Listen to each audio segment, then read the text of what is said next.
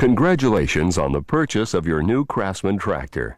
This video will be an invaluable resource in showing you how to operate, troubleshoot, and care for your new tractor so that you may enjoy its use for many years to come.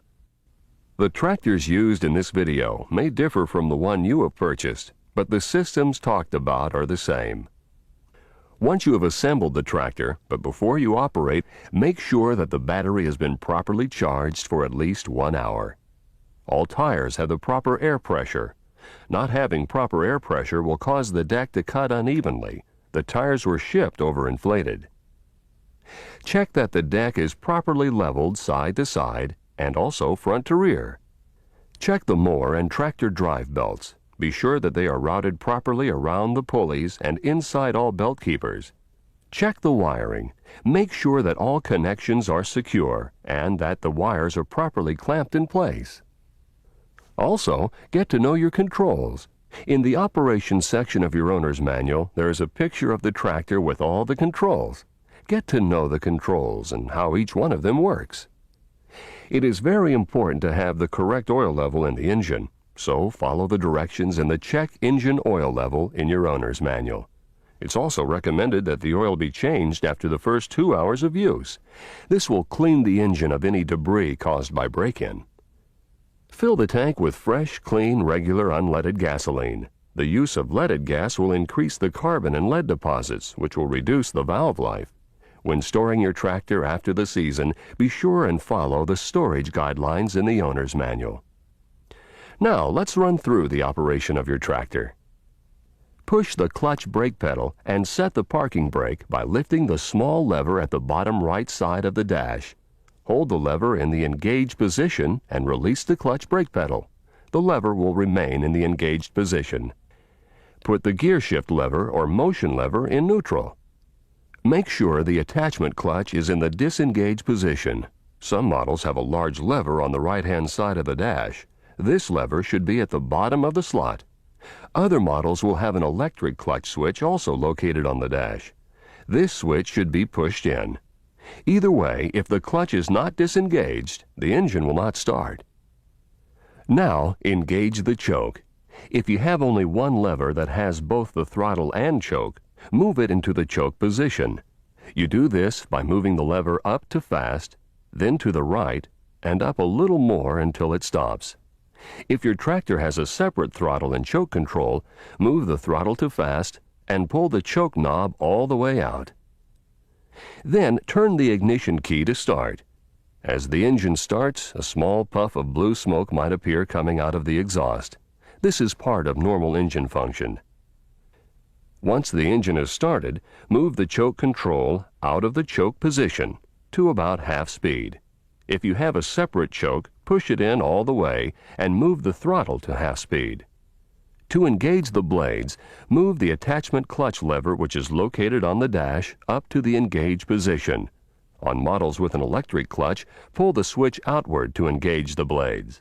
You'll probably hear a small squeaking noise. This is the friction of the belts as they engage the blades. As the RPMs of the engine increase, the belts are designed to flop a small amount. There will also be some vibration when the engine is running slowly. These things are normal and there should be no cause for concern. To select the height of cut, push the button on top of the lift lever and move it forward to lower the deck or pull it back to raise it. Some models have 6 positions where you simply select the cutting height, while others have an infinite height adjustment system. With this system, the height adjustment of the mower is raised or lowered by turning the height adjustment knob, located just under the left-hand side of the dash. In this case, when the deck is lowered, it will always go to the same height until readjusted. Now, to begin cutting the grass. First, make sure the throttle control is at half speed. Then engage the blades. By doing this at half throttle, you will prolong the belt life. If you have a gear drive unit, push the clutch pedal all the way down, select the gear desired, then release the clutch slowly. If you have a hydro, first make sure that the bypass valve is in the run position. The bypass valve is at the rear of the tractor. The tractor is in the run position when the clip is in the hole closest to the head of the pin. Then move the motion lever forward for forward motion and backward for reverse. If you have a garden tractor, make sure that the high-low shift lever on the side of the tractor is in either high or low range. If this lever is not in gear, the tractor will not move. The most desirable speeds for mowing are the middle gears. Top speed is usually used for transporting. Once the tractor has begun to move, slide the throttle control to full throttle. Do not use the throttle control to control your ground speed. Then, lower the deck to the desired height of cut. If you're going too fast, shift to a lower gear. If the engine tends to bog down or lose power, try slowing the tractor down or raising the mower deck. The grass should be dispersed evenly across the lawn.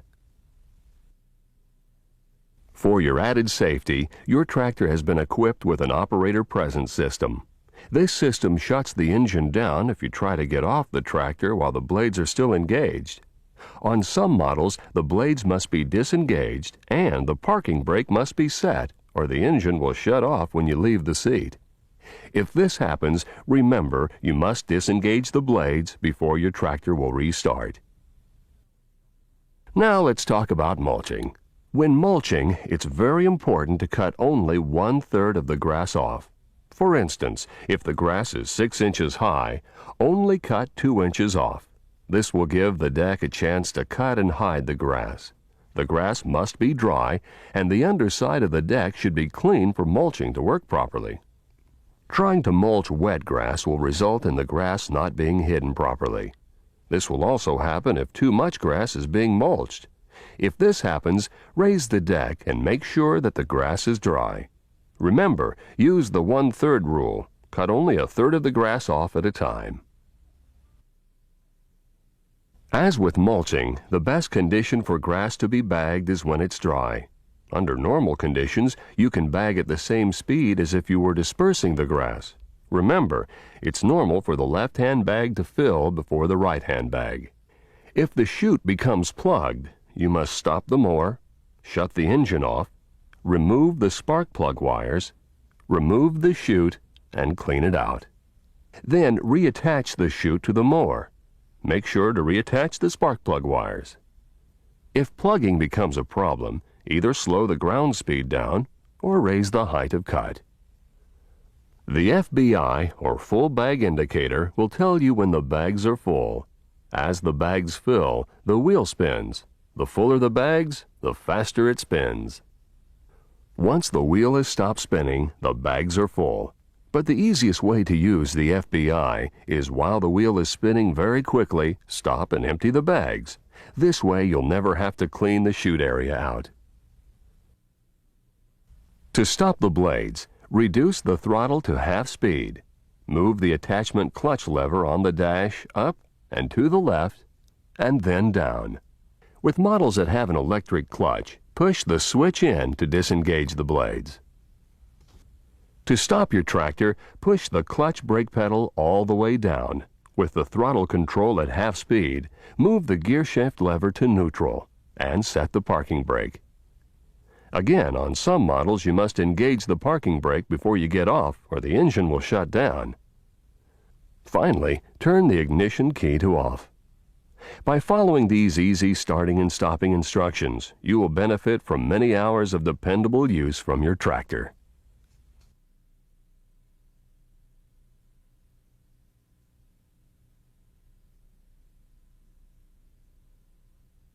If your tractor will not start, was the clutch brake pedal pushed down?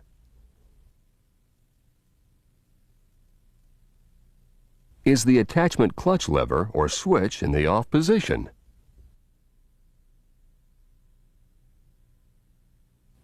Is there fuel in the gas tank?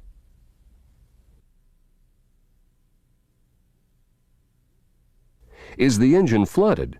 If so, wait a few minutes, then try to start it again.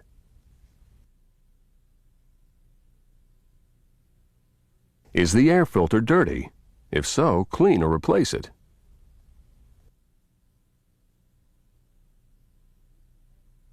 Is the battery weak or dead? If so, recharge or replace it.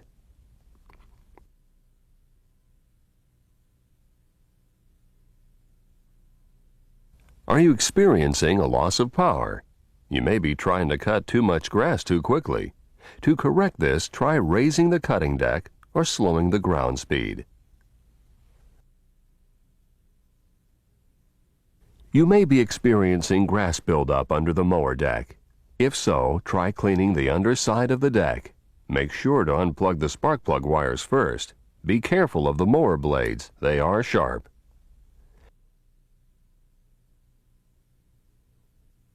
The choke may be partially engaged. Disengage the choke control fully.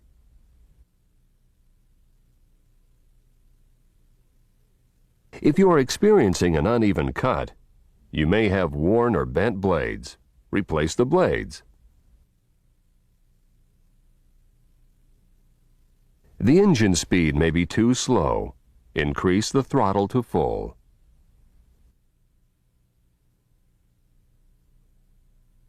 The mower deck may not be level. Re-level the deck. Grass may be building up under the deck. Clean underneath the deck.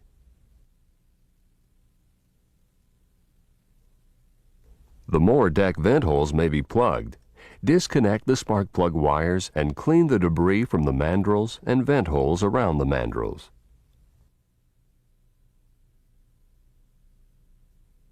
The blade mandrel may be bent. Repair or replace. The tire pressure may be low or uneven. Check the pressure and adjust it accordingly.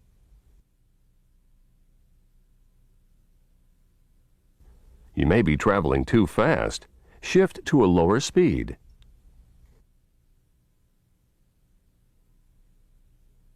You may have a worn mower drive belt. Replace the belt.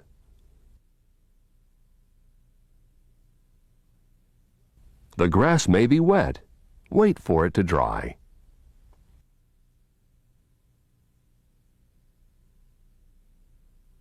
To keep your tractor in good working order, proper care and maintenance is essential. Frequently check the mower blades for wear. If they're worn, replace them. On models that have a battery that needs maintenance, keep the battery fluid up to the bottom of the vent wells.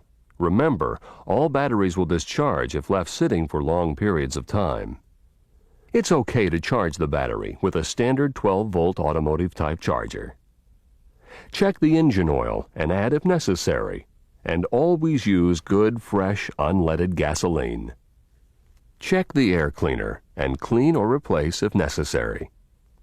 Check the air pressure in the tires and adjust if necessary. Check the V-belts and replace them if necessary.